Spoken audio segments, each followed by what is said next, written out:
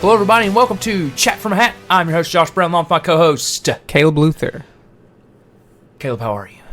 I'm good. We put a little delay on that because it's been so long So since we have recorded an epi here. been a 2 or 3 weeks, maybe. Just a little bit. Had to take ourselves a little breaky poo because I was sick.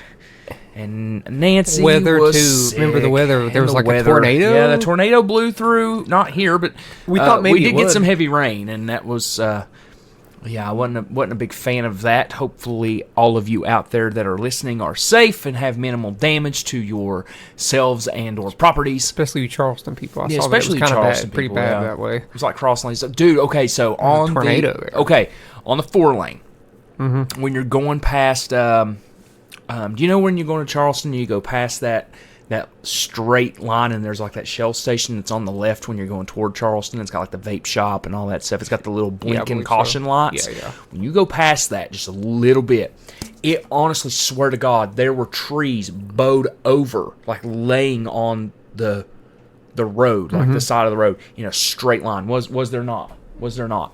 Jeez. Yeah, very...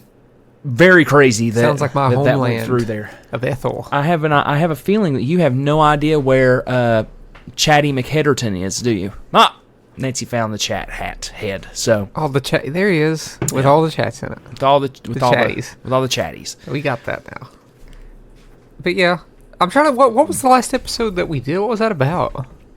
Jeez, so long ago. So long ago. I don't. It was remember. a long one though. Yeah. It was. Was it albums? No. It was Collections. That was our longest episode. A long time ago. That's in a great galaxy one. far, far away. That was one of our best ones, I thought. Long. But okay. And I've added to that collection even more. I've probably got 6 records since that. Same. Not really, but 2. I went to Lexington and watched Fall Out Boy in Jimmy Eat World, and went to a local record store there called Pops. Got a free shirt because they had an egg hunt. And I found an egg, and they were like, "You can get a free shirt," and I did. But also, that's kind of cool. Also bought 3 records while I was there. What'd you buy? I bought a XTC. They had a bunch of XTC records, so I bought Orange and Lemons from XTC, $45, or actually, I don't know, it was like in the 40s. Well, I mean, still, it's not bad if it's a record that you can't find. I got Post by Jeff Rosenstock, which I'd never seen out in person either. No. Oh, God, okay. no. And I bought XO by Elliott Smith. Also, had never seen that one out in public, and I've been looking for that one for a while. That was the cheapest one. That was like $21. I was expecting like, oh, this record must cost so much because I never see it, and it was $21. So, Nice. So I've added to that. So that's cool. Also, I'm gearing up for a big vacation here in a couple weeks. So to the faraway land of Florida. Florida. Heard of it? Not to be confused with Miami. I'm going to 2 different places in Florida, and neither of them are Miami. One of them is Tampa Bay, one of them is Orlando. And for some reason, I got because I was always going to Disney. I was going to go to all 4 parks in 3 days with a park hopper pass. And I was going to go to Universal Islands of Adventure. If you do not bring me back something from Galaxy's Edge, our friendship is over. It better be something small. That's going to be cost a lot of money. Jeez Louise. I'm just kidding anyway. Yeah, it's very expensive, I'd say. But I'm going to Universal Islands of Adventure. Never been to any of these places. For some reason, Are you going to Harry Potter Land? There's a Harry Potter section in Islands of Adventure, yeah. And there's also a section in Universal Studios, but we're not going to Universal Studios. We're just going to Islands of Adventure. Okay. But it looks like there's a pretty hefty amount of Harry Potter stuff there. I don't know the difference between all those places. When it comes to like Universal, and I know they're separate parks, but I don't. Islands of Adventure just seems... I'm probably never going to go there. Islands of Adventure seems cooler. They have looks like the ride selection's better, and I base everything off the ride selection. But see, you base everything when you go to these theme parks and stuff. You base everything on that. I base it just on the novelty and what's around. Well, it looks like the theming in Islands of Adventure is pretty stellar too. So, but I realized that I'm going to be in Tampa Bay for 2 days. You know what? Looks like there's a really good theme park there, Busch Gardens, Tampa Bay. I went when I was 7. Didn't ride a daggone thing. Rode like a River Rampage ride, and that was about it. Too scared to ride everything else. But I got to looking at the rides, like, man, this is like a miniature Cedar Point in terms of like the thrill level, or like Kings Island. I was like, you know what? nobody can go with me that day because they're busy doing something. But I'm gonna go by myself. Right. And I've decided I'm going by myself. How far away from where you're staying is the park? You're probably about 10 minutes away. I'll get an Uber. Yeah, I'll get an Uber, take me there. My biggest concern is the drop off.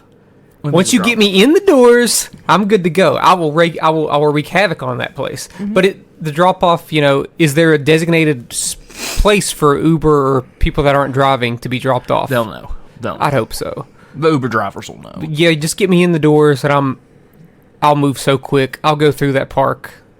I'll be a part of the safari. There's a safari there. Daggone safari. Busch Gardens. But yeah, I printed off the map today at work. I was like, I need a map. I need a physical map because if I keep looking at my phone all day, it's going to drain battery. Yeah. So I need the physical map. So I'm thinking ahead. And I'm going to get totally prepared and watch video diaries of it and just completely memorize every layout of the place. Is that crazy? Is that too crazy? No, that's not. I want to know what I know. I don't know the layout at all, and I want to know where I'm going when I get in there. Well, you got to also realize that you are going there one day by yourself. You have to maximize the time that you have. Yeah. What little time you have. So if you have everything spaced out to what you want to do when you want to do it, then you shouldn't have any problem as to get through what you are trying to accomplish that day. I'm just trying to go all out this year. If I have the opportunity to go these places, I'm going to go. Because I've only really been to two real theme parks, mm-hmm. Kings Island and Dollywood. Mm-hmm.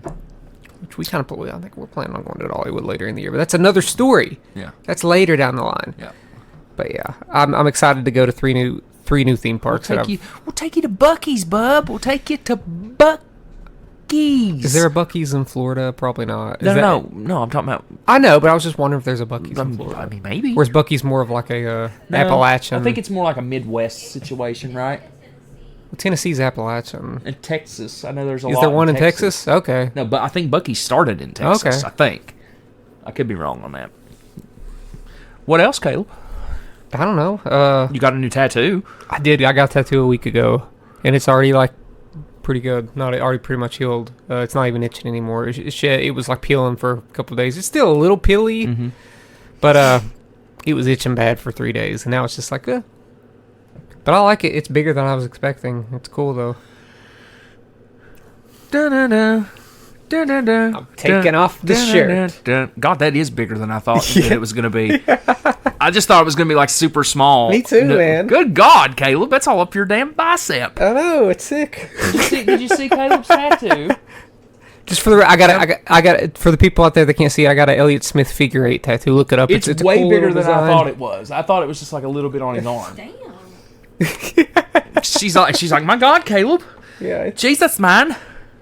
Yeah, it looks good though. I got it at Bad Habits Inc. Not a sponsor, but check her out. Hey, I mean, she's really good. But yeah, did she also do your Toy Story tattoos? No, that was Tattoo Joe. Oh, okay. Yeah. You might need to get those. I'll probably get them recolored. I think you need to get them recolored. They look like they're starting to fade a little bit. They are just like the purple and my Woody one has more color in it. Yeah, the purple. Yeah. If I can get my you know what? Just taking it all off. Taking the flannel off. Take it off. Can't get it back on. Take it off. What about you? Anything? Well, you told me not to talk about it, but I'm gonna talk about it anyway. Talk about what? About the wrestling shows. You just completely. Fest. Oh, I know. So boring. So boring. We had ASW not last week, but week before last. Celebrated our 18-year anniversary. Very, very fun show. A lot of people were there. The crowd was excited and happy, and a lot of people went home happy. A lot of people went home sad because of some of the things that happened there. Did wrestling last weekend. Last weekend was WrestleMania, of course. But yeah, that's mostly been, like I said, was sick for a little while, and just garbage. Just started diet though. Mm-hmm. Started dieting and exercising some more, like I should have been doing forever ago. Last time I weighed myself, I'd already lost 4 pounds, which was nice. Cool. Feel better already. Like I don't feel as what's the word I'm looking for? Sluggish. Mm-hmm. Which is nice. But I've noticed that I don't I'm not sluggish, but I get tired more easy now. Just from, I guess, not sugar and junk and all that mumbo jumbo. Because really tried to start doing a lot more clean eating and cutting out fast food and cutting sugars and carbs and.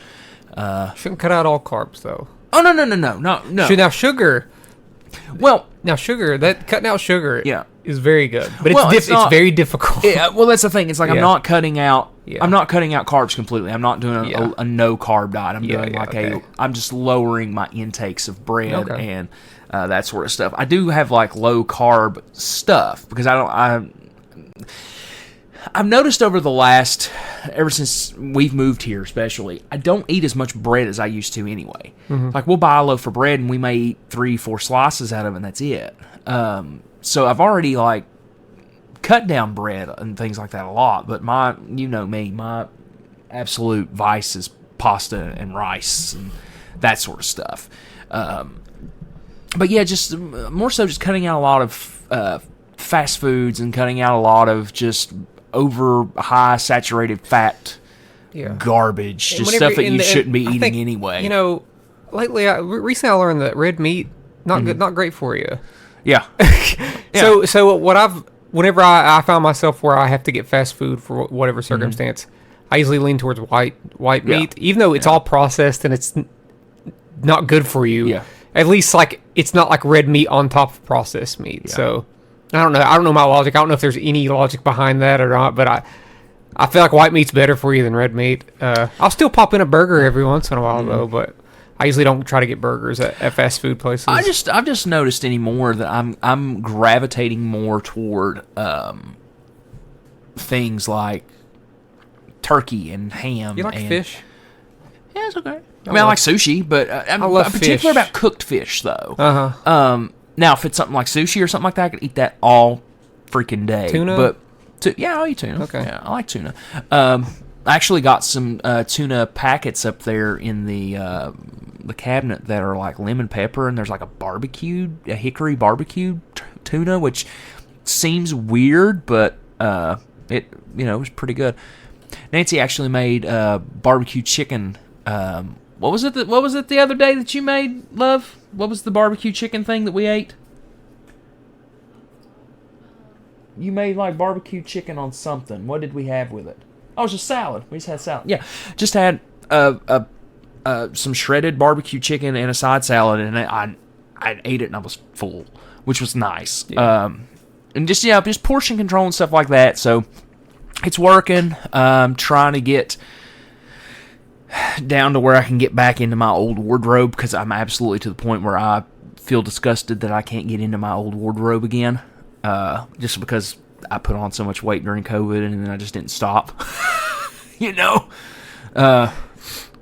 But yeah, that's me mostly. That's mostly really what's going on with me.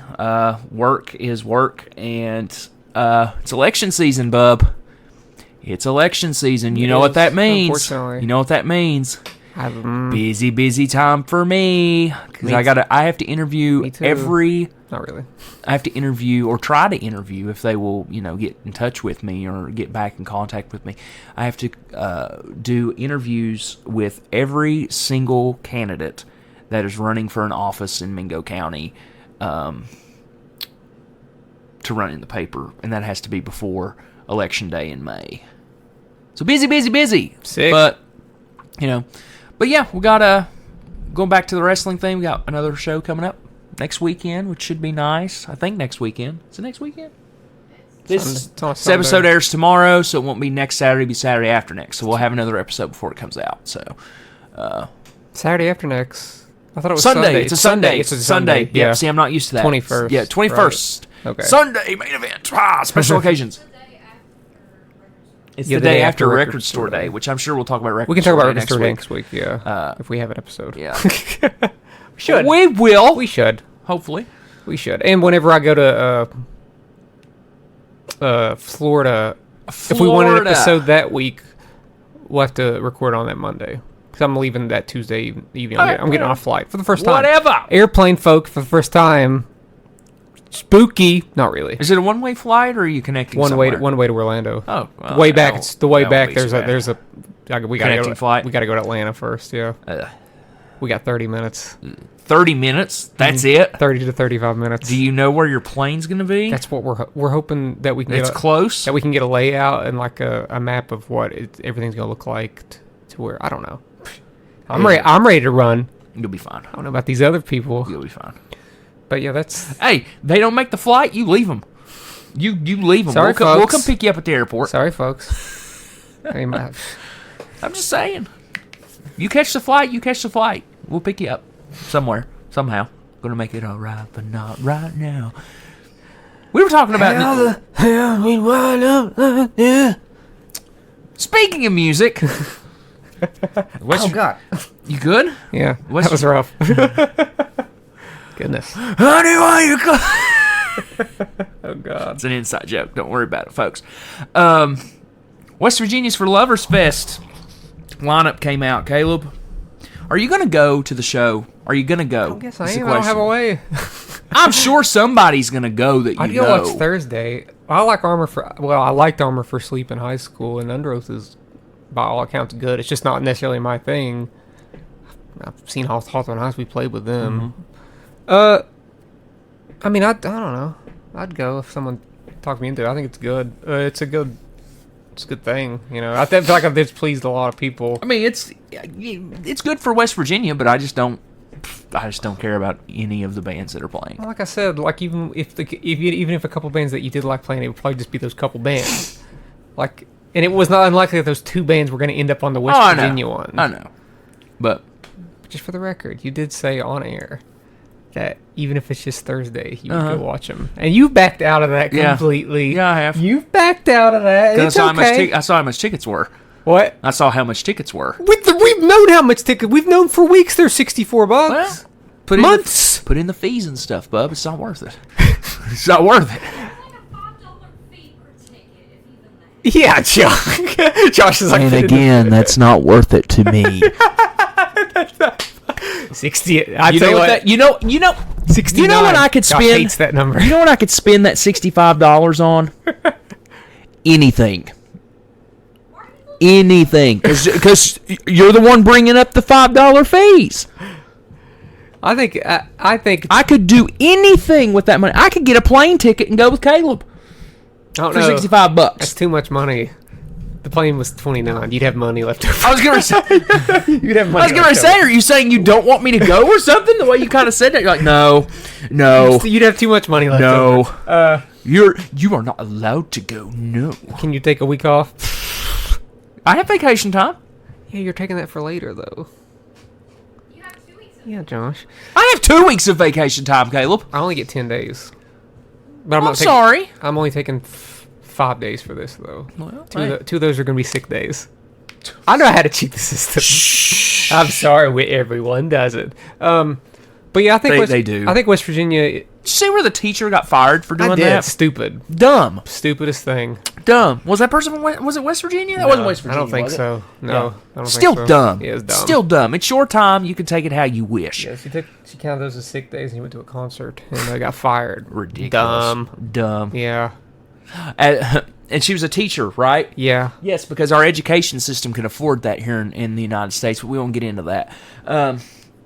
Moving on. Caleb, what else? Because I think that's it.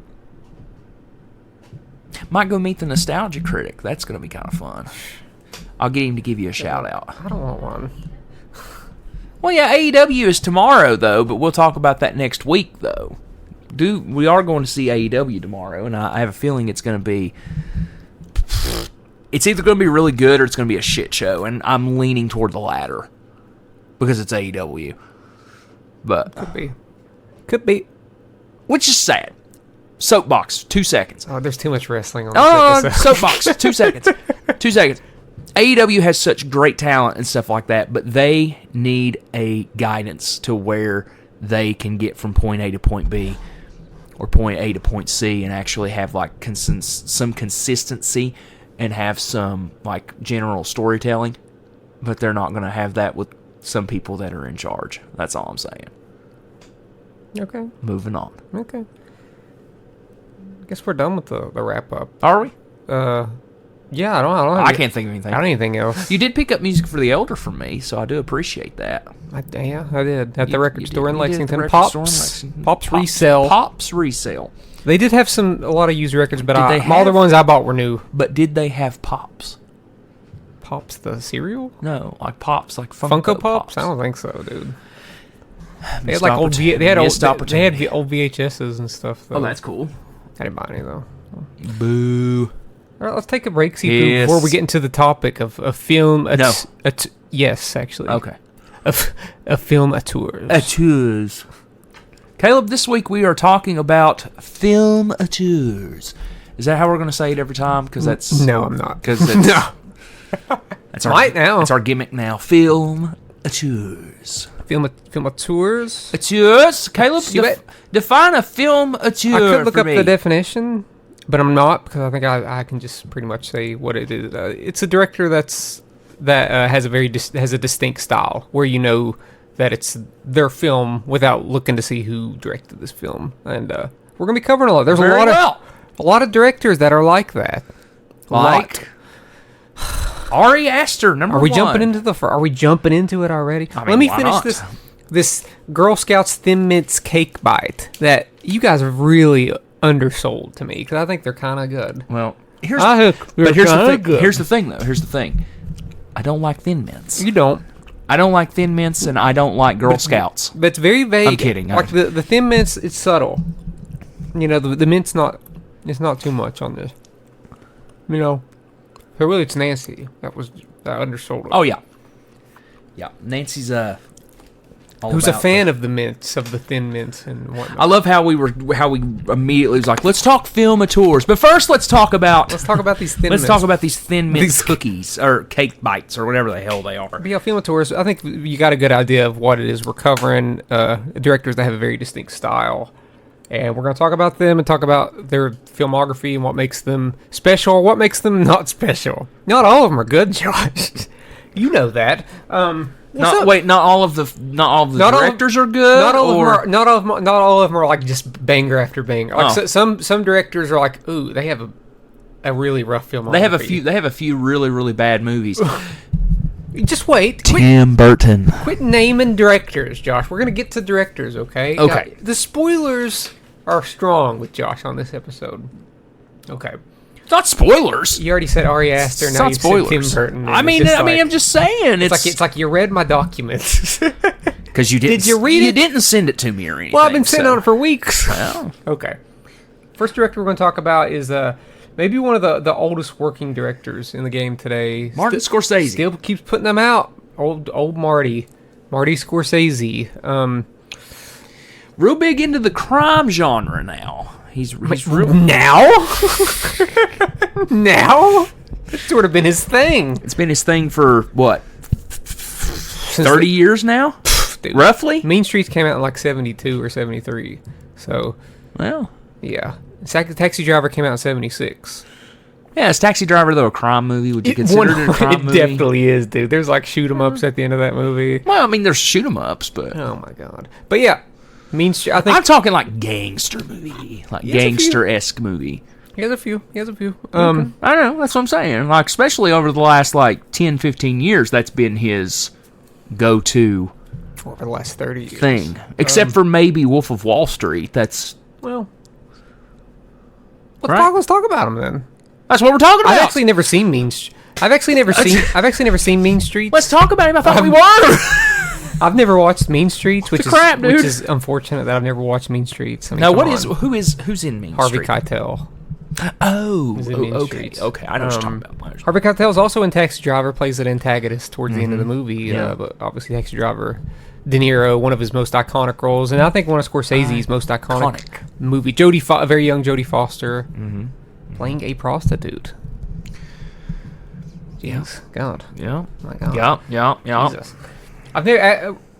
Next, I have Raging Bull. I've actually never watched Raging Bull. Never either. seen Raging Bull. I've never watched a couple of these, like The Last Temptation of Christ, either. But obviously, a lot of controversy behind that movie. Yeah. Willem Dafoe, who plays Christ. Plays Jesus. Jeebus. Have you ever seen The King of Comedy with him? with Is that with Robert De Niro? De Niro and Jerry Lewis. Jerry Lewis. I saw that movie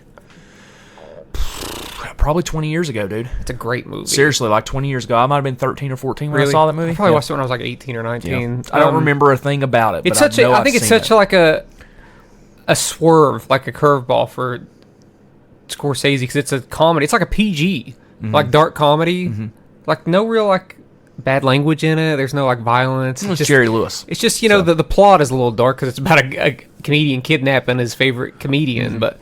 I think that's a really like underrated one. It set up the character that Joker. Robert De Niro would play later in Joker. It's a little bit like it's a little bit like Joker a little bit, yeah. Marty? Is his name Marty? Yeah, you can definitely see the King of Comedy, a little bit King of Comedy influence in that one. Yeah. Big one here. My favorite one, and maybe Goodfellas. like the best movie I think I've ever seen, maybe, which is Goodfellas. The 1-2 punch. You have Goodfellas and Casinos. That were movies that came out in the early to mid '90s. I think they go very well together, even though they're not connected story wise. I think it's just maybe like somewhat of a spiritual successor. Casino, and Joe Pesci just playing like horrible people, just the craziest MFers you can imagine in both movies. Yeah, you're right. Now I love Goodfellas is my favorite. Like, I'll always say Goodfellas is my favorite like mob movie, but I still think as far as like mob content goes, I think The Sopranos is the best thing that's ever came out when it comes to the mafia. It's just like perfect. But of course, you get 6 seasons to do that. Yeah. I've never seen Gangs of New York. I have. I haven't. I thought we have. I thought you and me and Nathan sat. I've never and watched that. No, I've never watched it. No, it's good. That's good. It is. I watched The Aviator so long ago. That's the one about Howard Hughes. I just don't remember. Whatever happened to Howard Hughes? What? Yeah, ask Bayside. Yeah. Who's not playing? I don't think they're playing any of the Leads for Lover I don't think festivals. they are. They'll probably be on tour for that new record. Probably. Yeah. Another big one I think sort of like brought Scorsese back to the mobster genre, and this got him his only Best Director and Best Picture win, The Departed. Departed's great. Love The Departed. Stacked cast. The Departed is good. A very exciting plot. You got something like Hugo, which I was never that big on. I thought Hugo was okay. It was okay. It was visually amazing, but Wolf of Wall Street. I think a tad bit overrated by fans. I think some people misinterpret. Like, I hate everybody in that movie. Yeah. Like, I hate that Jordan Belfort. Hate him. Yeah. Want him to die by the end of that movie. I do not. I see some people like, oh man, I wish I could live a life like him. Really? You want to be an awful person? Yeah. You want to be he beats his wife at the end of that movie. You want to be a drugged out wife beater? I mean, wife come on, beater? geez, gosh. Okay. But it's still like it's the same. That's the same people that are like, I want a relationship like Joker and Harley Quinn. Or like the people that look at Fight Club like in a positive way. Yeah. Yeah. Why can't I have a life where I bomb a building or a city? I think one of his most overlooked movies, which universally acclaimed, was his 4-hour magnum opus on Netflix, The Irishman. An incredible mob Still haven't movie. watched it yet. That's so good. That's such a, I don't know. That's a rough one because it just is. It reminds me more of The Sopranos than it does of Goodfellas. And of course, this latest one, Killers of the Flower Moon, which was also like a 3.5-hour movie. A little bit of crime, elements, but also a true story. Great.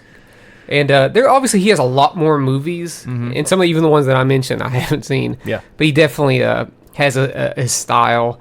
Like he had a movie about a movie about Christianity. Gosh, it had Andrew Garfield in it. Did you say The Last Testament of Christ? Andrew Garfield and Adam Driver in it. That was a rough one. I can't remember the Last Temptation, whatever. I can't remember the name, but that movie was brutal. Gosh, what is it? What movie? I mean, who was in it? Andrew Garfield and Adam Driver. It has Liam Neeson in it too. It's about like Christian missionaries in Japan. Didn't we watch that movie? I don't. Oh yeah, missionaries in Japan. I watched it. Yeah, I'm pretty sure I watched it with you. Was it? I want to say it's called Faith, and it's not. Oh god. Oh god. We can't look it up. You can't. But I'm gonna. You can look it up while I'm detouring to the next heavy hitter here, which is Quentin Tarantino. The old Q dog. Quentin. It's called Silence. Is it? Yeah. Silence. Okay. It just hit me like a ton of bricks. God, it is Silence. Take you're that. right. Yeah, Silence. That was a rough one, man. It's good, but Yeah, I think I've seen that with you. did we watch I it? think we watched that. It was rough, man. There were some like beheadings and some like there's some torturing in that movie. But yeah, Quentin Tarantino is next on the list, who has a pretty decked out filmography here with obviously Reservoir Dogs, Pulp Fiction, Jackie Brown. That's his 3 from like the 90s. I think Jackie Brown's very overlooked. Jackie Brown. Obviously Pulp Fiction. I think Pulp Fiction is still his best movie. The one thing about Quentin Tarantino is, love him or hate him, he changed the way that a lot of films are made. Because if you look at the state of film from whenever he started making films, there were so many copycats, for better for worse. Like Martin McDonagh, who I could have put on this list, but I didn't. He directed like In Bruges and Seven Psychopaths, Banshees of Inisherin, 3 Billboards Outside of Missouri. I think a lot of his inspiration comes from like that sort of tone, where Tarantino has like very serious subject matter, but there's also things things get bloody and like offensive here. Yeah. And they can get a little humorous depending on... Funny. It's always... There's always like a consistent like humorous undertone. And with Tarantino, there's... Sometimes with him, there's things that is put in the movie that you probably aren't supposed to laugh at, but you laugh at it. And you can't help it. It's just... It's the way it's delivered. Yeah. It's like... Pulp Fiction, for instance, with the coffee. Not the context, but when he's like, I know how good my coffee is. I know how good it is. You know, that's funny to me. Like that line delivery of coffee, like the way he's talking about his coffee is just funny. So of all the things in Pulp Fiction, you pick out Quentin Tarantino's line.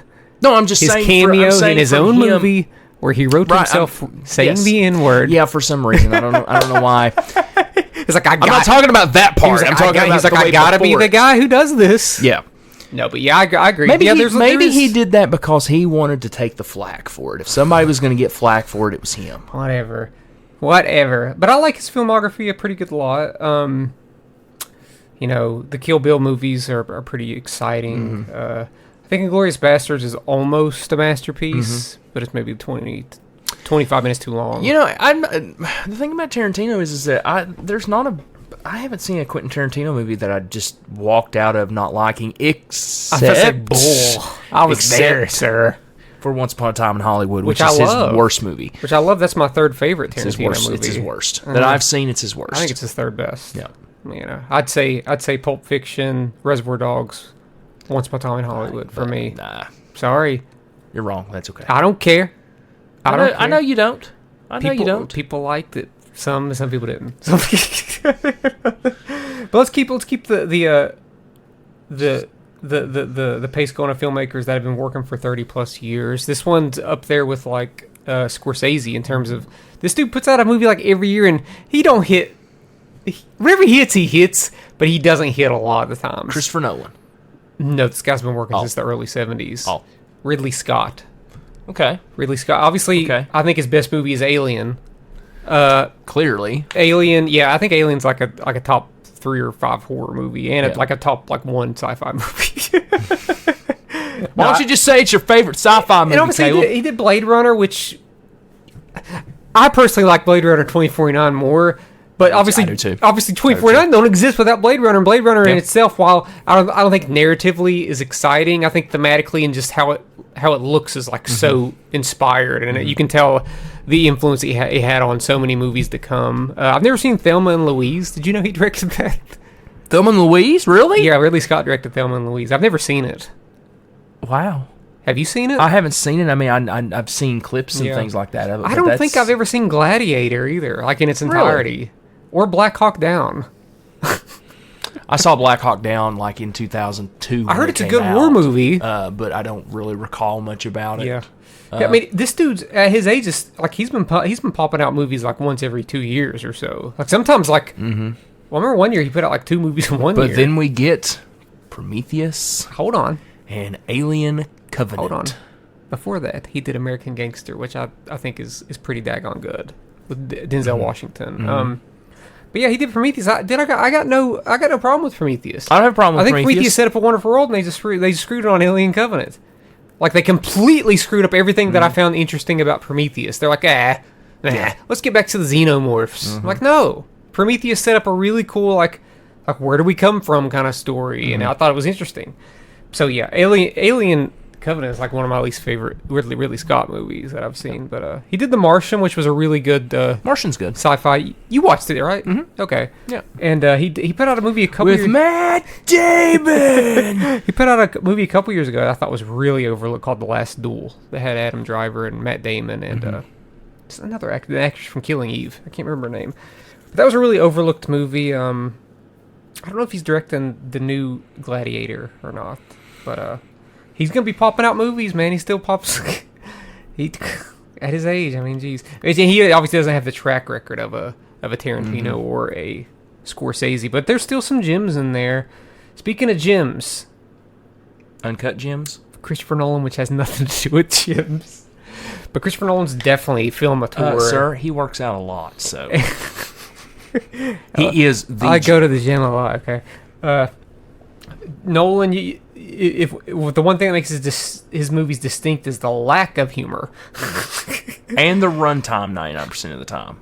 It didn't start that way. Most of his movies are over 2 hours. He is slowly inching toward 3 hours. One of his first movies, Memento, which was a second movie, not a long movie, which that couldn't be 2.5 hours. It would be impossible. Like, geez, God. But Batman Begins isn't that long, you know. Dark Knight's that long though. It's Dark Knight Rises is that long though. I still think the Dark Knight's 10 minutes too long. Don't care what any. Sorry, folks. I think it is. What would you cut then? Well, it's not a matter. Actually, you know what? What would you cut? You know what? Either you cut this entire thing or you make the movie 30 minutes longer. Because I think that all of the Two-Face stuff is extremely rushed at the end of the movie. I think the Two-Face stuff should have been cut completely. But that's why I'm saying either cut it or make the movie 3 hours. Because it didn't need that. Or what you do is you save it to the very end of the movie, and Two-Face is your main villain in the third movie. But no, we had to have Bane. Bane's not bad, but the movie, I don't know. I don't think it's a great way to end that trilogy. I don't like it. To this day, I still don't like the ending of The Dark Knight Rises. I'm like, that's a cop-out. You need some sort of finality. The whole third film is a cop-out. I think there's some amazing. I think there's amazing elements in it. The same people that want to bitch and complain that Star Wars Episode 9 is just fan service and fan service and fan service. Dark Knight Rises is the same fan service that you get in Star Wars Episode 9. Is it fan service? Yes, absolutely. I just thought it was. Absolutely. I just thought it was dumber. Gotta have Bane. Gotta have this. Gotta have that. I didn't think it was that. Batman has to live. I didn't think it was that fan service. Oh, it's fan but I do think that thematically and the way it's portrayed is dumber than Batman Begins and The Dark Knight Rises. In The Dark Knight, I think it's dumber. It's a dumber movie. Bane literally gets killed by Catwoman on a bike. Stupid. Actually, stupid. Is that what kills him? Pretty sure, right? I thought it was that woman. I don't know. Maybe. I don't know. It's a bad conclusion for him. It's terrible. It's a bad conclusion. It's terrible. Oh, I hate the twist in that movie too about the woman who I don't. Yeah. Oh, and I hate the twist. I don't care. Fuck it. Spoil it. I don't give a shit. That movie fucking sucks. I don't completely remember. It sucks. I don't think it sucks. No. Oh. I don't think it sucks. But I don't think Joseph Gordon-Levitt is Robin at the end. Oh my god. Oh. Now that's stupid. Now that was embarrassing. Stupid. But let's get into his best. Did he write Dark Knight Rises? Did he write it? He writes his movies. God bless. Yeah. Let's get into his best. You know the thing, real quick. I promise I'm done after this. Promise. I will stop shitting on Christopher Nolan. Trilogies or any sort of movies has to hit in that third act. If it don't hit in that third act, it spoils everything that came before it and anything that comes after it. You know, I mean, a trilogy that did it right with the third act is, I think, War for the Planet of the Apes. Like, completely ends at a very emotional level of finality that we're going to see continued 300 years later here in a month or so. But yeah, you got to be able to nail it there in that third movie. If not, it like the Spider-Man trilogy, really Spider-Man 3 kind of just blows it out. There's two movies when I'm thinking third act movies that hit the mark. Return of the King, even though it goes a little too long, it's that third movie as a whole fantastic. And Return of the Jedi, they're good. Yeah, I mean it hits. We're done. We're done. Yeah. So Army of Darkness. What is it? Army of Darkness. Army of Darkness. Well, yeah, Army of Darkness. It's the worst one. But It's the worst one, but it's still fun and good. But I think Nolan's best movie still is The Prestige. I love that movie. No question. Super overlooked. No question. And it's like some of his worst reviews that he has. Which I don't. I just love that movie. I think it's just like it's completely enthralling from beginning to end. I think what hurts that movie is that is the twist at the end. It's a great twist. Oh my god, it's such a good twist. But what I'm saying is, it's like I think that also hurts the movie. People don't see it coming. I'm telling you, most people don't see that coming. Interstellar. I still need to rewatch it, but by all accounts, it's incredible. I like Interstellar. There's just a 20-minute span where I don't like the Matt Damon stuff. I don't like, but by all accounts, it's an incredible movie. Wasn't big on Dunkirk. I wouldn't.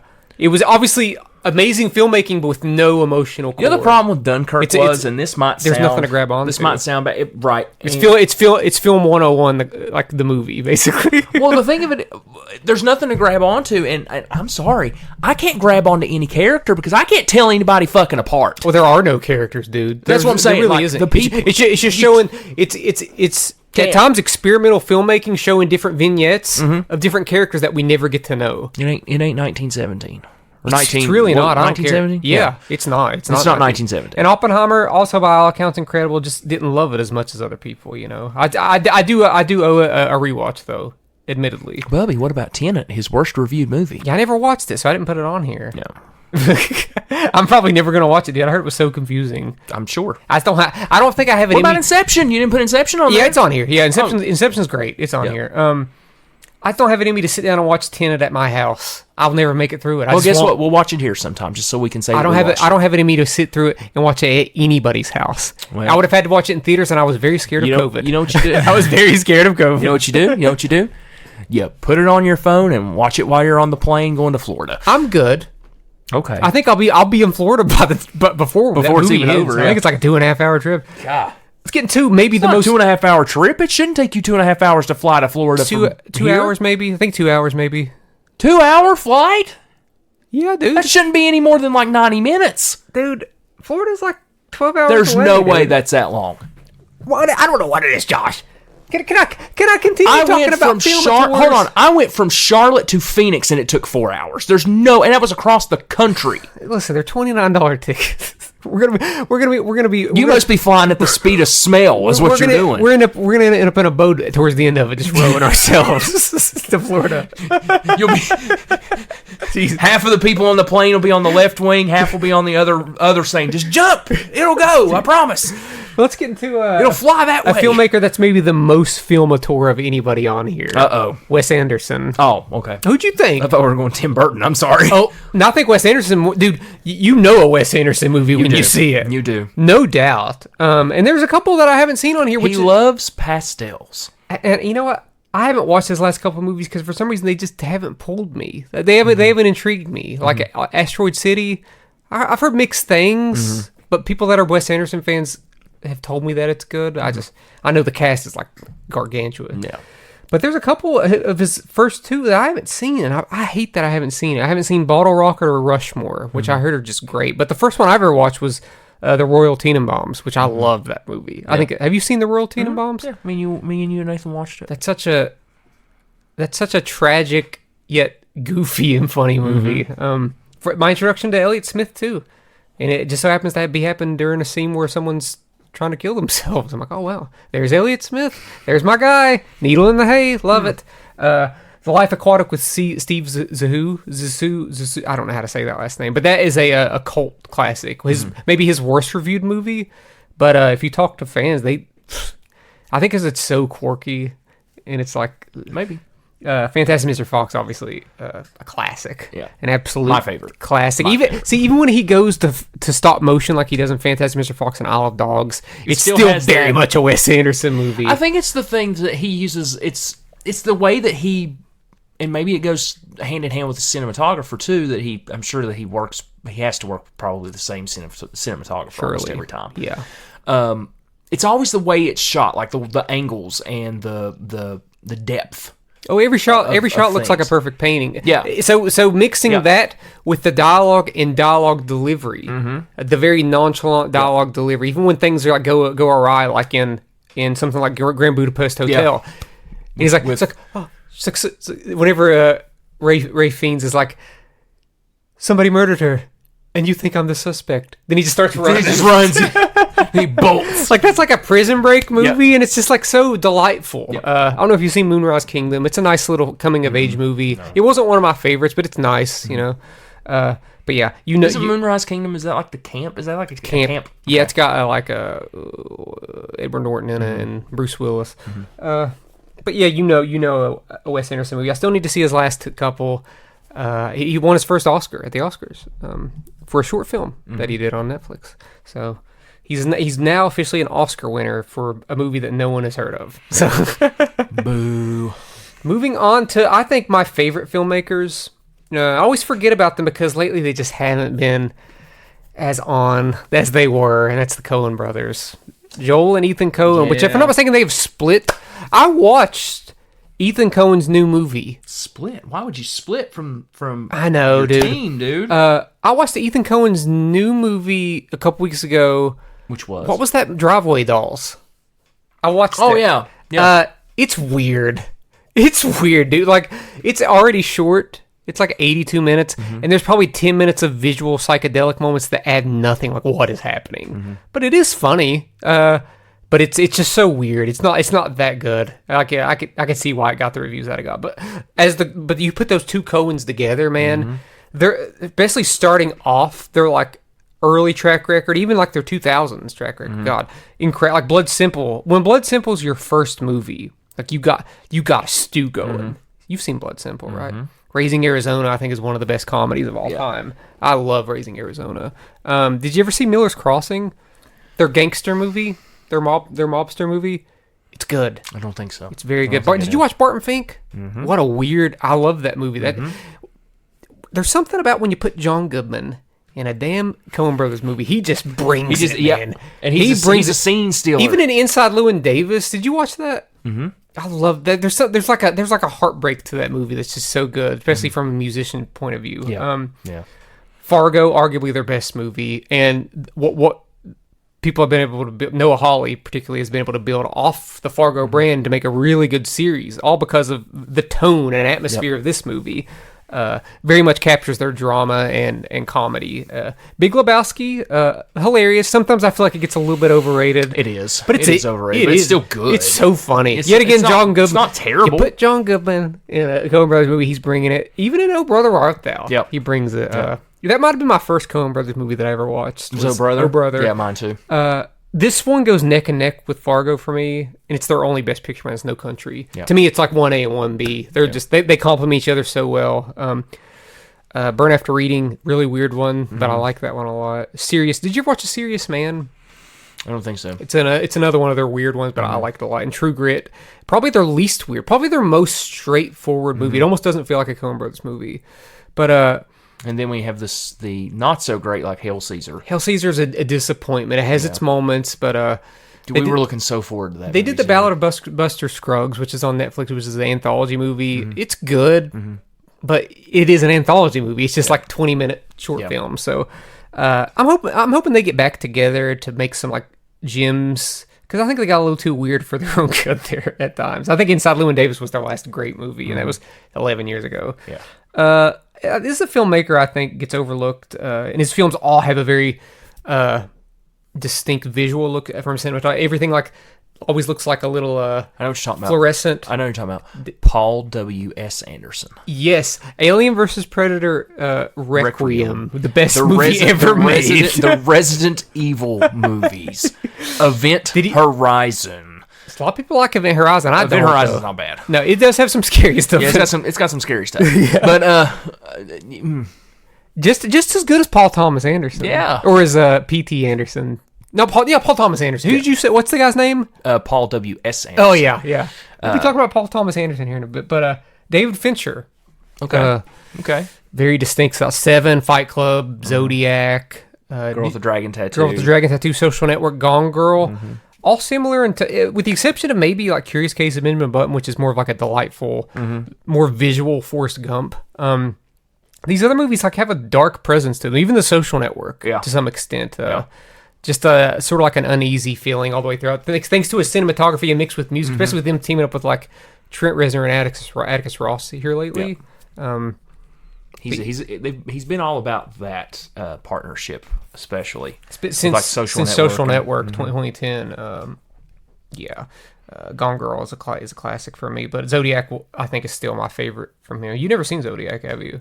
No. I think it's his best movie. It just gets better with every passing year.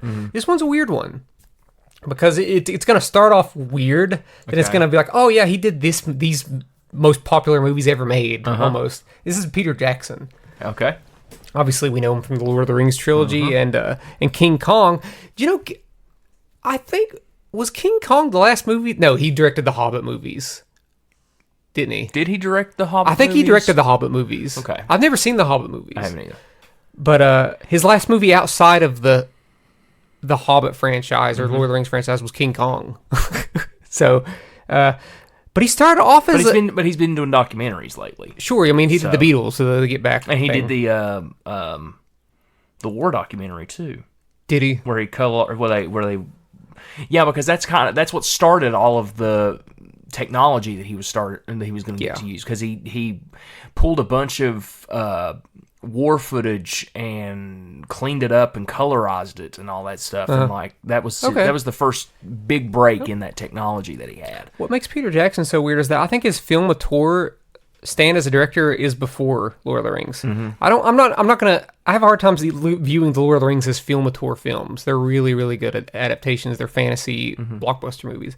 He started off as a splatter filmmaker, making like very distasteful horror movies. Bad Taste, his first movie. Meet the Feebles. I encourage everybody that listens to this podcast to go watch Meet the Feebles. I'm pretty sure it's on YouTube. It's a New Zealand puppet movie. It's a parody of the Muppets. Have I ever talked to you about Meet the Feebles, Josh? No. Oh my gosh. No, you haven't. Dude, Meet the Feebles like ruined my life for a week whenever I watched it, but I was addicted to it. It's a parody of the Muppets, but these puppets just so happen to have sex with each other. They do drugs and they murder each other. And the climax of this movie is some of the most insane stuff I've ever seen in a movie. There's puppet nudity, there's puppets snorting cocaine. There's a puppet massacre at the end of this, and it's a musical. Dude, it is. There's all this murder and it's a musical to cap it all off. When I think of Peter Jackson, I think of this movie and his next movie, which is Brain Dead / Dead Alive, which is infamous for its scene with the lawnmower with the superhero Bible guy who's like, "I kick ass for the Lord." Dead Alive is a very brutal, violent horror comedy. So these first few movies were like that. They were these splatter movies, like sort of like Terrifier and Terrifier 2. Matured a little bit with Heavenly Creatures, which is a more mature movie. And I don't know if you've seen The Frighteners with Michael J. Fox. Also a horror comedy, but not a splatter movie. And then he had to make these boring Lord of the Rings movies that are like some of the greatest fantasy movies of all time. I still like King Kong. I just think I like the Kong Island stuff more than the New York stuff. But yeah, I encourage everybody to check out Peter Jackson's early films, particularly Meet the Feebles. It's wild. It is like it's hard to even explain, dude. Like I don't know if that movie's rated R, but there's no way it should be, and it's on YouTube. Maybe because it's puppets. Yeah, they can get away with it. It's art. So there's like a Kermit character, there's a Miss Piggy character, but they're different. Like the Kermit character is a walrus, and the Miss Piggy character is a hippo. Oh, and there's a character that is like he's on smack because he's a Vietnam War veteran. He's on smack. He's on like heroin. Oh, and it shows him do heroin, and it has a whole flashback scene. I don't know what the hell smack is, Caleb. There's a whole flashback scene. I think he's a frog, and of him in the Vietnam War, and it's like a parody of The Deer Hunter, where he has a gun up to his head, and they're like making him play Russian roulette. Dude, it's crazy. There's also some extremely racist stuff in that movie too, so you gotta look out for that. It's just a very offensive movie. Yeah. So let's move on to a much more serious film. Well, Tim Burton. That's down the line. The real Anderson, Paul Thomas Anderson. Boogie Nights, Magnolia. I mean, I think Paul Thomas Anderson's first like 5 movies are just like it's like perfect. Like we got Boogie Nights, Magnolia, Punch Drunk Love, There Will Be Blood. That run is like so good. Vanilla Sky. He did not direct that. The Master is good, but he started to lose me a little bit in the Phantom Thread. Also good, but kind of boring. Yeah, Phantom Licorice Thread's Pizza. kinda I like the vibes of Licorice Pizza, but there was no plot of Licorice Pizza. But I liked it. I thought it was, especially Bradley Cooper's character was just insane.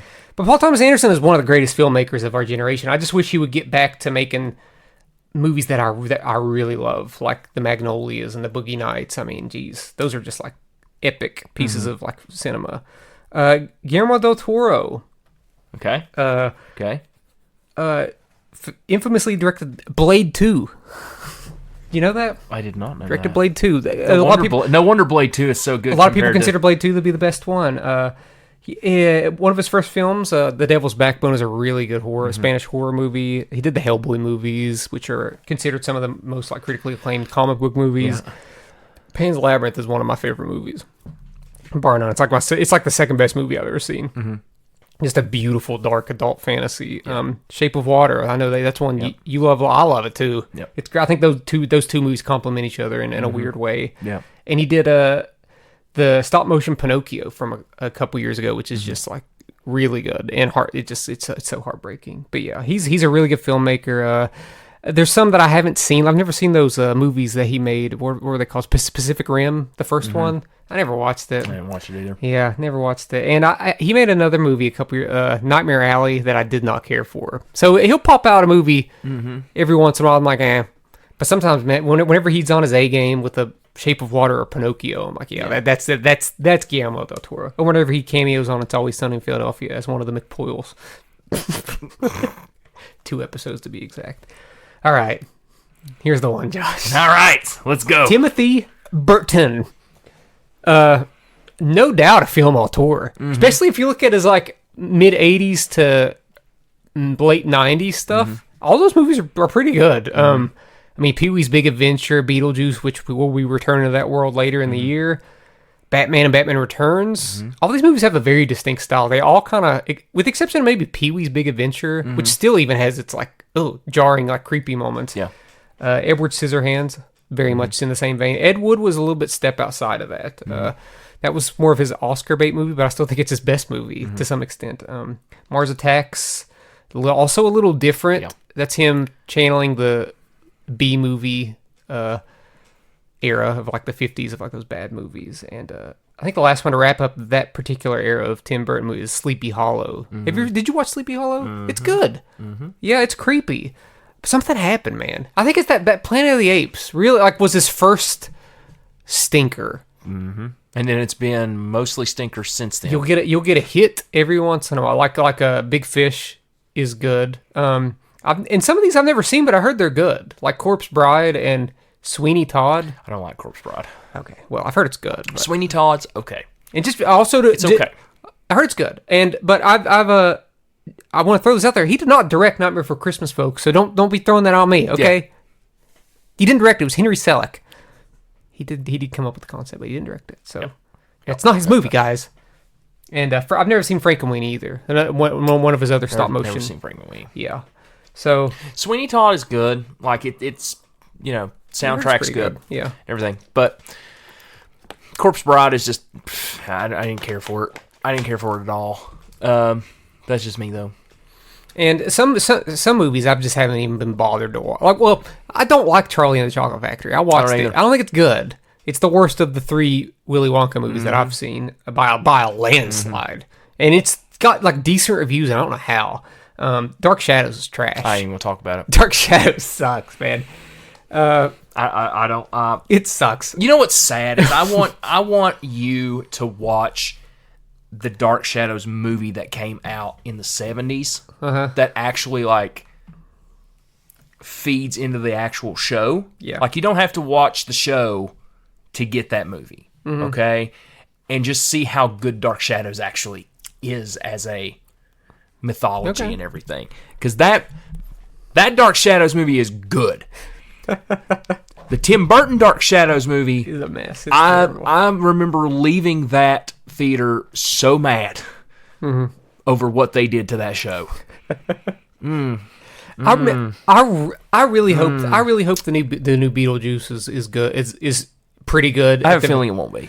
Because Beetlejuice is really good. I rewatched Beetlejuice around Halloween for the first time in years, and it holds up. It's good. I think what's going to happen is he's going to ruin the legacy of Beetlejuice with that movie. Well, I'm hoping, since I've heard that there's going to be minimal use of CGI, that'll help. Because he didn't have CGI in those early movies, even though some of those stop motion effects look cheesy. I like it. I think it looks cool in Beetlejuice whenever he becomes like a snake. Yeah. He's like, I come for your daughter. Oh my god, that was an awful Beetlejuice. That was an awful Beetlejuice. It sounded like you got choked in the middle of it. I think I did. Yeah, I'm not gonna quote it. Oh god. Now I'm Cookie Monster. Note to self: can't do a Beetlejuice impersonation. Holy cow! Oh wow! But Beetlejuice is so weird because that movie says the F word 3 times. And it's rated PG. I think they just missed it when they were like, or they just didn't care. When enough. the MPAA was rating it, holy cow. But yeah, Tim Burton really 50-50, maybe even 40-60. Honestly, his early stuff's good, but he's very hit and miss. A new film auteur that I think is one of the most exciting filmmakers of our new generation, Denis Villeneuve. Mm-hmm. No, dude, he has no misses. This guy, none. Everyone, see, None. This is whenever people talk about Christopher Nolan, that I see that in Denis Villeneuve. I just think he's so much better. Yeah. Prisoners, Sicario, and Arrival. I think Arrival is still considered one of the best science fiction movies of the 21st century. And I would put Blade Runner 2049 in there too. Yeah. I don't know. I never know which Denis Villeneuve movie is my favorite, honestly. I would say if we're ranking the movies, Arrival would be number one. Maybe. No. You've never seen Prisoners. No, I haven't seen Prisoners. Might be my favorite. I haven't seen Prisoners. I want to watch Prisoners. It's so good. But if that being said, I would put Arrival 1, Blade Runner 2, Sicario 3, Dune Part 2, 4, Dune Part 1, Dune 5. Part 2, Dune Part 1 and 2 are so good. Yeah. I just like Sicario because it's got Josh Brolin and. I mean, you're right. I like all those movies more than the Dune movies too. But I like that Dune Part 2 was really just weighed on my mind. He didn't do the second Sicario movie? No. Okay, no, that's probably why it wasn't that good. Compared to the he's first bigger. one. He's bigger than that. I was gonna say it's probably why he would have made it good. I kind of like that movie, but it's not Sicario one. But he's a super exciting filmmaker. Yeah. Excited for Dune 3, man. Dune 2. We'll see if he can hit the mark with 3. Oh, he will. We'll see. No doubt he will. This is a film auteur, kind of a silly one, but I like all of his movies. I like them all. That's James Gunn. Okay. I say film auteur because outside of the Guardians trilogy, which even though he still throws in his own James Gunn-ness and that, his other movies are just hard R, just almost X. He was like Super, especially, and the Suicide Squad is definitely the roughest mainstream comic book movie I've ever seen in terms of its content. It doesn't hard. It doesn't care. It's oh yeah, there's going to be tons of violence. There's going to be tons of language, and we're going to kill all your favorite characters in the first 5 minutes of the film. And the characters, and they're going to be the characters that you have to root for are going to murder a bunch of innocent people halfway through the movie by accident, and you're just going to have to live with it. I'm oh, and that's a big, and then we're collateral damage, and then we're going to make you laugh at it afterwards. But yeah, Slither, Super, Suicide Squad, and the Guardians of the Galaxy, which is what he's most known for. He definitely has his own thing, man. I'm glad he's back in the forefront. I'm glad he's taken over DC. We still haven't seen what he's doing in DC. There still hasn't been a movie come out in the DC universe that he has been the head of yet. I think Superman might be the first one. And you know what? I'm not a big Superman guy, but if he's involved with it, I'm good. Yeah. I'll watch it. Might be the best Superman movie they ever make. Which I don't think will be hard. Said what I said. I don't think it'll be hard. Said what I said. Because Superman, he doesn't have a good track record, Josh. Superman 1 and 2 are okay.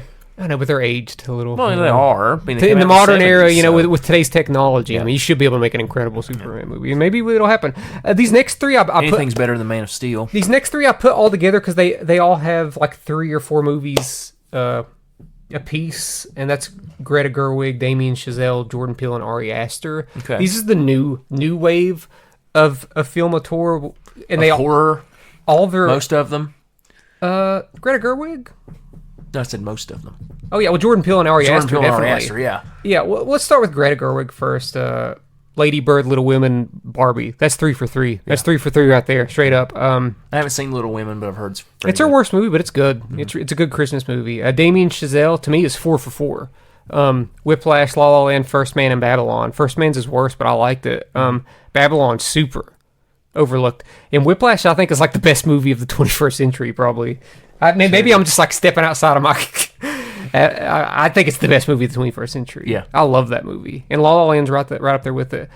Going into modern film tour, horror filmmakers, Jordan Peele and Ari Aster, 3 for 3 piece. I know you're not as big on Beau is Afraid, but it's hard to not respect that. Get Out, Us, and Nope. Like, God. No, Us is the worst of those 3, but God. it's still good. There was a time when I thought Us was better than Get Out, but I don't think that anymore. It doesn't hold up. The story doesn't. No. But Nope is so good, and Get Out's like basically perfect. Nope. Ari Aster, I think he has a movie coming out later this year or next year with a great cast. I think Joaquin Phoenix is in that one too. I think Emma Stone might be in that It's one. going to be a sequel to Beau is Afraid. Hey, I don't think we need another 3-hour Ari Aster movie. I mean, he lost a lot of money on that. I don't want to see my guy lose so much money whenever he made money on Hereditary and Midsommar. Yeah. But yeah, he's definitely got his own thing. Yeah. He's definitely got his... And He's got his own thing. It goes back to the cinematography and the way it's shot and everything. You see some of these... You can tell that he really cares about every single shot of his movies. And Jordan Peele, too. Yeah. Which Jordan Peele obviously brings a specific sense of humor to all of his movies, too, because he has a comedic background. So let's step back into... not necessarily like classic filmmakers, but more so like early 2000s to modern time. I don't know how many Alexander Payne movies you've seen, but I know you've seen one definitely, which is The Holdovers. Oh, okay. Which is maybe his most visually distinct movie he's put out. I don't know if you've watched Selection with Reese Witherspoon and great. With Matthew Broderick? Yeah, about Schmidt with Jack Nicholson. I don't think so. Did you watch Sideways with Paul Giamatti? No, I think that's his best movie. I love that one. I don't think you watched Nebraska either, that black and white movie. I don't think so. But him as in terms of filmmaker, it's not always visual, with the exception of The Holdovers. It's more of the way that he directs characters and a specific sadness he brings to all of his main characters. There's always a sadness like going through all of his movies that is definitely present in The Holdovers, as we saw. I don't know, man. I like The Holdovers pretty good. So Oh yeah, when it comes to his best, or his favorite movie that I've seen of his. Of course, he made that movie Downsizing a few years ago. I did not watch because it looked bad. The one where the characters shrink. I was like, no, this is not my Alexander Payne. Where's the sadness? Yeah. Now, Catherine Bigelow is a director that I haven't watched much from her. I know her and James Cameron used to be married, if I'm not mistaken, and she's directed like Point Break, The Hurt Locker, Zero Dark 30, and one. I think this was her last movie, and it was a rough one for us, and that was Detroit. So I'd say since The Hurt Locker on, her auteur as a specialist was bringing a certain realism, almost filming the movies as if they're almost like a documentary. Yeah, like a found footage situation. Because The Hurt Locker can be nauseating at times, like, oh my God. And Detroit, God, Jesus Christ, that's like the most horrifying movie I've ever seen, probably. Yeah. I don't know if you've seen any Bong Joon-ho movie, but he's the director of Parasite. He has a very distinct visual style too. All of his movies are good. Let's get into some good old-fashioned blasphemy, potentially. Darren Aronofsky. Okay. You know how much he loves blasphemy in all of his movies. Mother! Him as an auteur is mostly like, how am I going to make the audience feel like complete trash by the end of this movie? That's true. That's true. With the exception of maybe like Noah. Mother! With the exception of maybe Noah, which Christians found that to be blasphemy, which I thought it was a perfectly wholesome little action movie. Obviously he did Pi, Requiem for a Dream, which are just really good, like feel good. And The Wrestler. Don't you think The Wrestler is still the best movie about wrestling? No, Ready to Rumble. Shut up. Well, we're basing off of we're pinning together The Wrestler and what was the Iron Claw. The Wrestler's better. Yeah, The Wrestler is far better. Far and beyond. Black Swan is a wild one. Good though. That was a wild one. Mother. He's a wallop. That's a wallop. Tell your children. Sorry. And The Whale obviously was his last one. A feel-good movie, I tell you. I wish I could have loved it more. Good. I wish I could have loved it more, honestly. I liked it a lot myself. I liked it. And we're on the last film auteur here. Oh, no. We're going to end Last on one? we're going to end on a very mixed We're note. gonna end it on a dud. Not a dud. This guy has some bangers, man. But God almighty. When he hits it low, he hits it He low. hits it lower than anybody. Not anybody, but of course I'm talking about M. Night Shyamalan. Oh, I was going to say Zack Snyder, but that's what I thought we were going. He is a film auteur, but I'm just not passionate enough either way. Either way, I'm just like, I like this. I think he's the most overrated director of all time. He's not, by though. people. By people. By his fan base. By his fan base. Because his movies don't get, like, Dawn of the Dead's his best movie. And it's good, Yeah. but that's the only one I care about. I don't even Release the Justice League. I don't even love Watchmen as much as some people Release do. the Snyder Cut. But Shut up. Dude, M. Night Shyamalan, Jesus. just think about in the late 90s, how exciting of a young filmmaker M. Night Shyamalan must have been to release The Sixth Sense, like this, his first directorial movie, I believe. Because he wrote, like, Stuart Little, and, like... It's weird. So weird. Actually, I think his first directed movie was that movie with, like, Rosie O'Donnell as, like, it had, like, the word prayer in it or something. I don't know. I don't know. But we don't count that. We count The Sixth Sense as his first movie. Oh, yeah, Nancy said something. We forgot a director before we get into M. Night Shyamalan. Yeah, you can. David Lynch.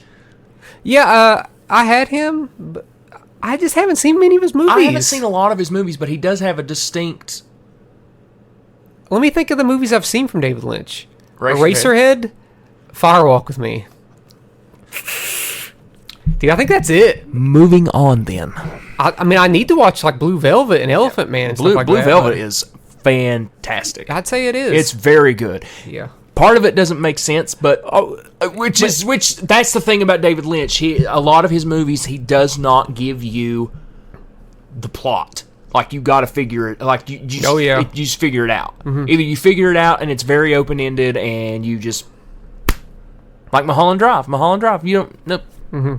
Who knows what's going on? I mean, he's no doubt he's a film auteur. I mean, gosh, there's nobody that makes a movie quite like he does. Or a TV show. Or a TV show, yeah.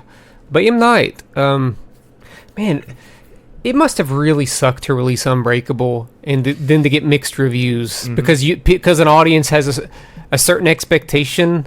Yeah. Of like, oh, this wasn't a horror movie. Like, this was a superhero movie. But I'm so glad in retrospect it's gained more of a following. Because Unbreakable is like his second best movie, I think, no doubt. But yeah, he had a good track record there early on. Sixth Sense, Unbreakable, Signs. I think The Village is where he started to lose people. I personally like The Village, but it lost people because it subverted people's expectations for it to be about one thing, and then it wasn't about it. It wasn't about monsters; it was about something else. Then Lady in the Water is where it crashed and burned. Yeah. And I still kind of like aspects of Lady in the Water. I find it to be kind of inspiring. But when Lady in the Water is bad, it's bad. Yeah. But there's nothing like Lady in the Water, and there's also nothing like The Happening. When these movies are bad, they're bad. But there's a certain pleasure I get out of watching them. However, those are your guilty pleasure movies. However, I do not get pleasure out of watching The Last Airbender or After Earth. That was his roughest patch. Was The Last Airbender and After Earth. As far as I go, After Earth isn't even his movie; it's Will Smith's movie. Apparently, he took over on that, which now makes sense. That he's a crazy person. So, keep my wife's name at your mouth. Bad Boys 4, it's coming. Oh, I thought that was a fake trailer. That's real. Bad Boys 4 is real. There is a Bad Boys 4 coming. Yeah. Oh shit. Yeah. I don't care. I haven't seen the first. I haven't seen any of them. I have no interest. But M. Night bounced back, I think, to me in a pretty big way with The Visit. The Visit's good. Visit is good. It's Visit good. also has a twist from the depths of hell. They're like, whoa. Don't want to spoil that one because that's a worth great a watch. twist, yeah. And Split, I mean, God, that was him really, really bouncing back. Yeah. That was still the most hyped I've ever been in a theater watching a movie. At the end of that, that in credit reveal, God, Yep. whew. Wish you could have delivered stronger on glass. Yeah. Kind of mixed. Like it, but it could have ended strong. That's him subverting too much of people's expectations. Like, oh, we can't end it this way. We gotta end it this way. It's like, no, sometimes you need to end it this way. That's what I was talking about third before. movie. The third movie, dude. Yeah. That third act, it's got to hit. If Yeah. it don't hit, it absolutely ruins everything. Yeah. Yeah. Which But unfortunately, sucks. you like that movie than his last two movies, if I'm not mistaken. Old, which I did. I thought Old was terrible. Old is shit. But here's the It's thing. Here, fucking Old might be. I think bad. Old might be the most M. Night Shyamalan movie we've had in terms of like his unnatural dialogue. It's so jarring in that movie. I did like, what was it called? Knock at the Cabin. I like that more. Knock at the Cabin's okay. It's okay. It's not great. I remember you didn't like it that much. It's just. It was very.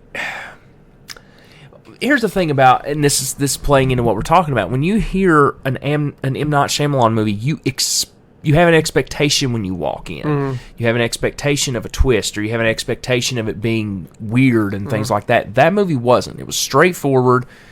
Which, granted, he didn't write it. It was adapted from a book, which is fine. But I mean, it had a semi twist that like is silly, like kind of. But yeah. Any other? Do we have any? Are there any other film auteurs you can think of that we just didn't talk about? I'm sure there is, but these seem to be some. George Lucas. Is he though? No. Really? Spike Jonze is. I just haven't seen. Not Spike Jonze. Well, Spike Jonze is too. Yeah. I mean, it's Spike Lee. Spike Lee. Mm-hmm. I just haven't seen enough. But the stuff seen I've seen from Spike Lee, I like. I'm sure there's some that we're missing in this. But I can't really think of them right off the top of my Spike head. Jonze made more movies, but he's only got like 3 movies, and I like them all. But Yeah. There you have it. Charlie Kaufman is becoming a film auteur. He did like Synecdoche, New York, and a couple other like weirder, newer movies. But Who directed Anchorman? Adam McKay, do you think he's a Adam film McKay. auteur? Do you think Todd Phillips is a film auteur? He directed The Hangover, Joker. Yes. Yes. Old school. Yes. To an extent, yes. Adam McKay is sort of a film with Adam McKay's last couple movies. He is kind of his last 3 movies. I know you hated the last one. Yeah, we don't talk about it. But yeah, The Big Short and the what was the Dick Cheney movie? Vice. Definitely have a vibe, and even Don't Look Up has that same. I know you didn't like it, but they're definitely filmed similarly. Yeah. All 3 of those movies.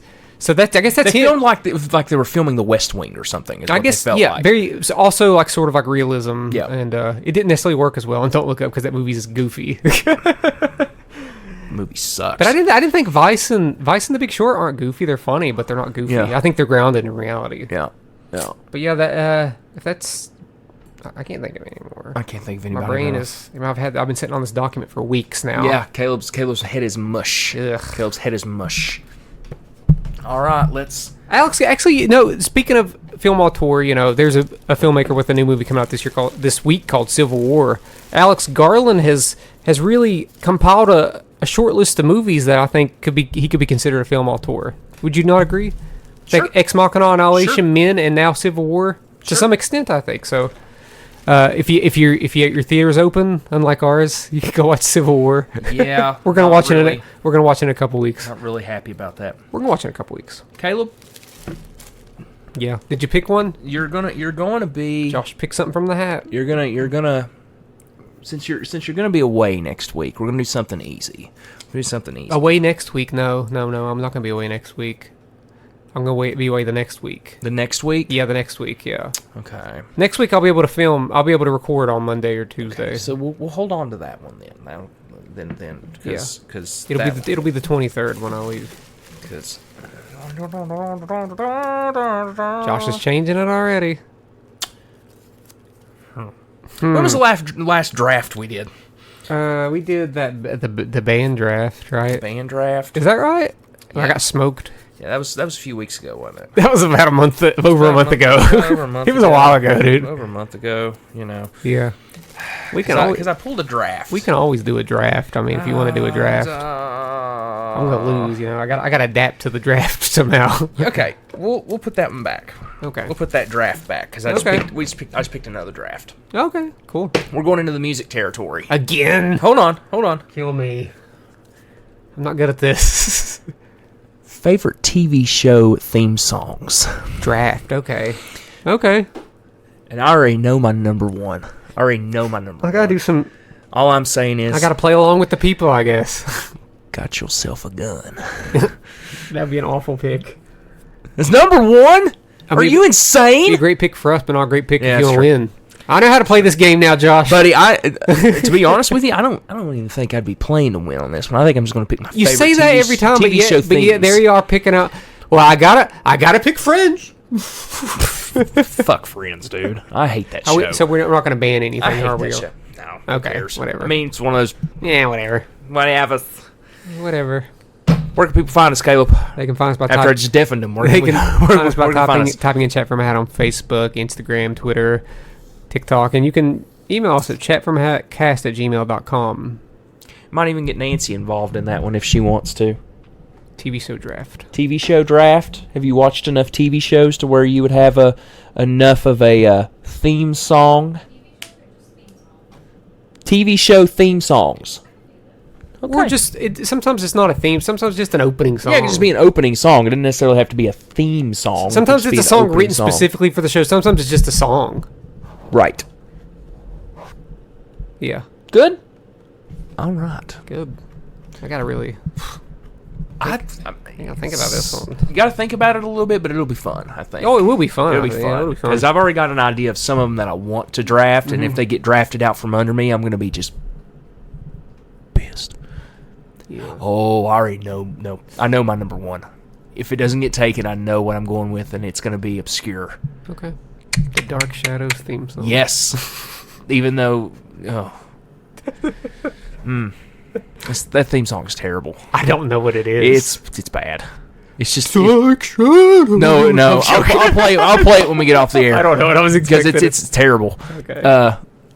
So anyway, well, folks, next week we are going to do a TV show theme song draft. So check that out. Did we already sign off? Yeah. Oh, okay. Well,